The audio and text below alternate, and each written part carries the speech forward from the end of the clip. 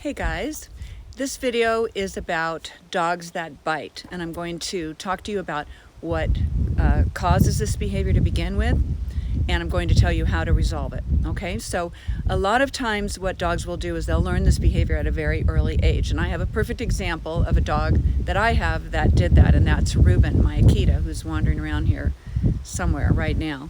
So Reuben actually came from a client who ended up giving him to me. I trained Reuben, but then for a variety of different reasons, he ended up giving Reuben to me. But when I first encountered the client and Reuben, they told me that what was happening was that Reuben was already resource guarding, or he called it food aggression, and Reuben was somewhere between 10 and 12 weeks old. He was really young.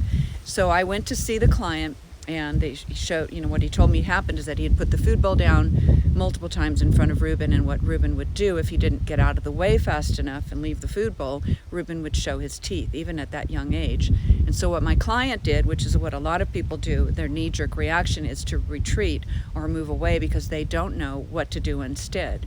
It kind of unnerves them, and they don't have the information.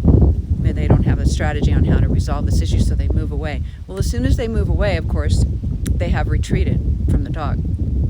So from the dog's perspective, and I'm sure this happened with Reuben, from his perspective, he had learned that it's a very effective strategy to show his teeth to a grown man, because that man then moves away. So he becomes very powerful, Reuben does, and learns that, he can push back on this man and actually get him to move. So it becomes ingrained really quickly in the dog that he has this ability.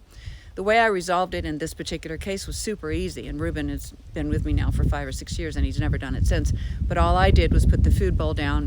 When I saw Reuben even begin to get slightly stiff, I just stepped in on him. He was young.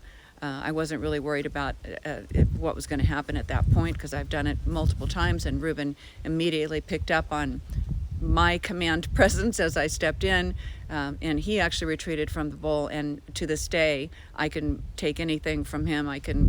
He's not food aggressive at all, doesn't guard anything at all. So that was resolved quickly, but that is one issue, and we'll talk about how we deal with that in a little bit. Another problem that dogs have sometimes is that they're uncomfortable with somebody being too close with them, or this proximity.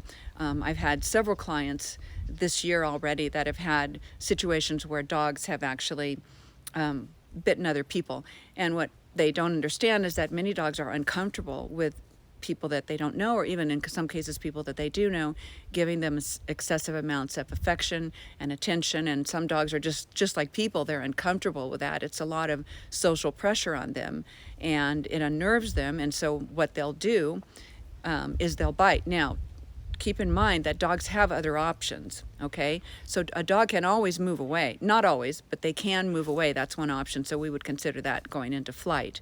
They can also avoid a situation like that, or they can surrender to it or submit to it. The problem is that some dogs have just already wired, they have very low bite inhibition. So what that means is that it's super easy for them to decide to bite. They're not inhibited. They're not afraid that maybe I shouldn't do this. There are dogs that are like this. They figure, well, I may as well bite because I can. And I've seen that in very young puppies that already have that kind of behavior starting to be ingrained in them, where they feel that it's just the easiest option for them to bite, and it's always worked for them because invariably the human is going to move away if they do that.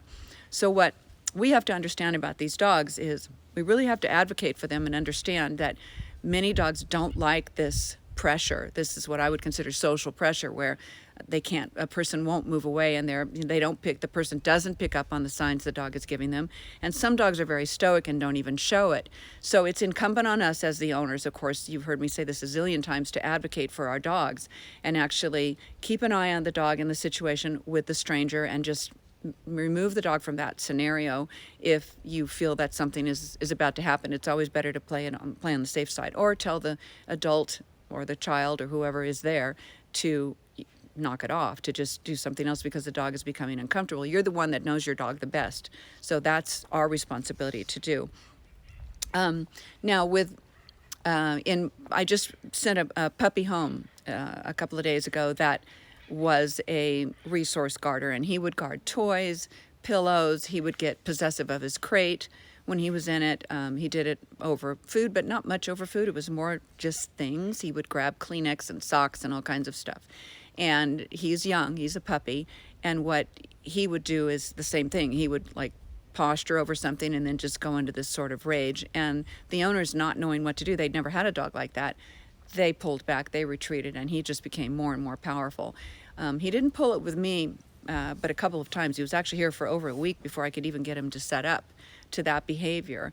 And so what my strategy was to resolve that with him was to teach him how to move away.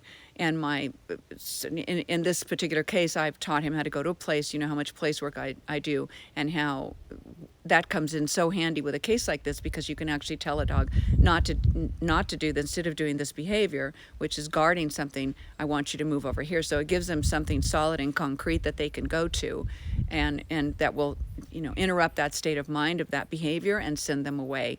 Another way that you can do it is have solid recall with your dog, and if you see your dog beginning to guard something, you can ask him to move away from it. The last thing you want to do is to go in with your hands and actually try to take something from a dog, because you're going to get bitten if you do, in many cases.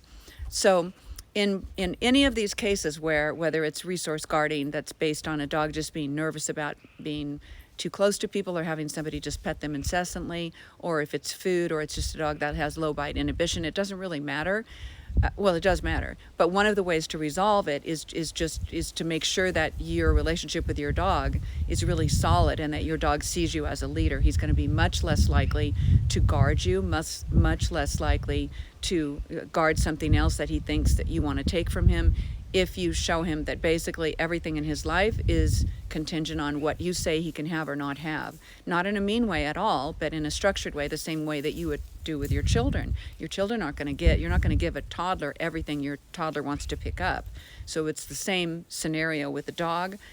Leadership always resolves a multitude of issues with your dogs. If you have the ability to influence the dog's behavior by showing the dog that you're the one that's going to direct him into a different behavior, then you're on your way. So not going to cover all the bases with this one video, but just to give you a heads up, retreating when a dog is a puppy is not advisable. When they're that little, they can learn very quickly that they can move somebody away. So I hope that helps, and I can do other variations of this theme down the line. Okay, have a great day. Love you guys. Bye. See ya.